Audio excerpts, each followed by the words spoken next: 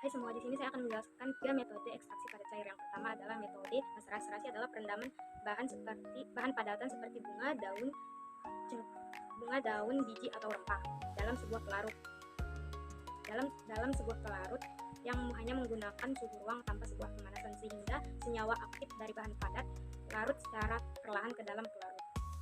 Pada umumnya metode maserasi ini menggunakan pelarut seperti 3 jenis pelarut, yaitu pelarut non-polar, polar, dan semi-polar, dan memiliki sebuah kelebihan, yaitu adalah sederhana dan mudah diterapkan karena hanya menggunakan wadah, suhu ruang, dan tidak menggunakan alat-alat instrumen lainnya, dan tidak memerlukan pemanasan. Metode ini cocok untuk senyawa yang rusak ketika kena panas, seperti vitamin C contohnya. Biayanya terbilang rendah karena dia tidak memerlukan listrik atau instrumen lainnya. Mengontrol parameternya itu juga mudah karena dia hanya mengontrol suhu, waktu, dan jumlah pelarut. Dan seperti pada umumnya, kalau dia mempunyai kelebihan, maka dia akan memiliki sebuah kekurangan. Kekurangannya itu ialah dalam waktu lama, karena dia membutuhkan 2 kali 24 jam untuk mendapatkan ekstraksi yang sempurna. Tidak menggunakan difusi atau bantuan dari sebuah gelombang, seperti yang akan saya jelaskan pada metode sonikasi nanti. Rendamannya terbilang rendah karena dia tidak terekstrak secara sempurna, dan hasilnya itu terbilang sedikit karena efektivitas dari biologisnya itu masih rendah, dan transfer masanya itu juga sangat tidak efektif. Itulah penjelasan saya tentang metode maserasi.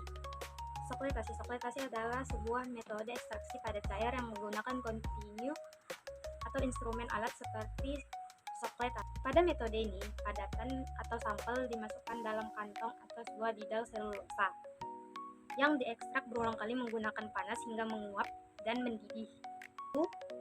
Akan menetes kembali ke dalam sampel. Dan dia juga memiliki kelebihan seperti maserasi tadi karena efisiensinya lebih tinggi. Ekstraksinya terbilang sempurna karena pelarutnya terus mendidih dan bersirkulasi. Aktivitas biologisnya tidak akan hilang, namun itu terjadi pada senyawa atau sampel yang tahan terhadap panas yang tinggi. Antara pelarut dan sampelnya itu terus berulang kali terjadi sehingga dia lebih optimal. Kekurangannya, dia dapat merusak senyawa yang tidak tahan panas. Contohnya pada enzim yang dia akan terjadi terdegradasi. Dia tidak menggunakan alat sederhana, dia hanya menggunakan alat soklet. Dia mengkonsumsi energi yang sangat besar karena tadi kan dia harus dipanaskan secara terus-menerus untuk mendapatkan sampel yang sempurna dan supaya itu bersirkulasi. Nah, kita masuk pada metode yang ketiga, yaitu adalah sonikasi. Sonikasi adalah metode ekstraksi pada cair yang menggunakan sebuah gelombang, dan gelombang tersebut menimbulkan kavitasi, atau yang sering disebut atau dikenal yaitu adalah gelombang-gelombang kecil yang ada pada cairan itu pecah, yang menyebabkan dinding sel dari sebuah cairan itu pecah sehingga dia lebih mudah terlarut.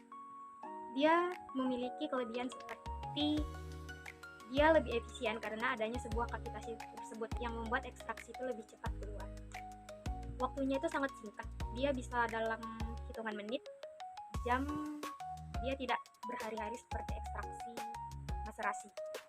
Rendamannya itu lebih tinggi karena adanya dinding sel yang pecah akibat sebuah gelombang tadi, dan senyawa lebih banyak larut ke dalam pelarut.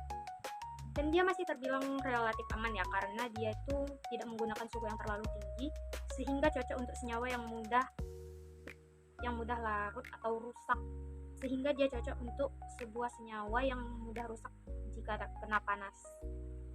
Dan dia juga memiliki sebuah kekurangan, yaitu adalah kurang efektivitas. Dia memiliki sebuah kekurangan karena dia kurang efektif dalam skala besar. Kavitasi ultrasonik ini sangat susah untuk menyebar pada volume besar. Namun mungkin dia bisa ya merata dalam volume itu namanya lebih kecil, namun untuk volume besar dia itu sangat susah merata. Dan dia dipengaruhi oleh jenis pelarut karena kan nggak semua jenis pelarut ini dapat menghantarkan sebuah gelombang dengan baik. Meternya itu harus dikontrol secara ketat karena jika terlalu lama itu dapat merusak senyawanya dan akan terjadi degradasi. Dalam kantong mungkin akan membuat sakit kantong ya, karena dia menggunakan alat khusus seperti ultrasonic buds atau ultrasonic scope. Jadi seperti itulah tiga